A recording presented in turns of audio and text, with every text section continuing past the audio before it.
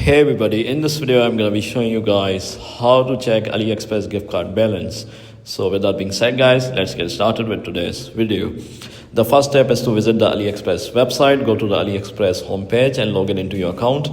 The following step is to access your account. Click on your profile icon in the top right corner to access your account settings.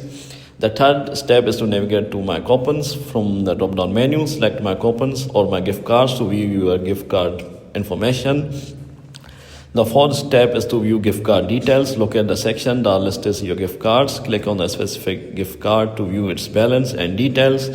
The last step is to check balance. Your available balance will be displayed. If you have multiple gift cards, repeat the process for each one.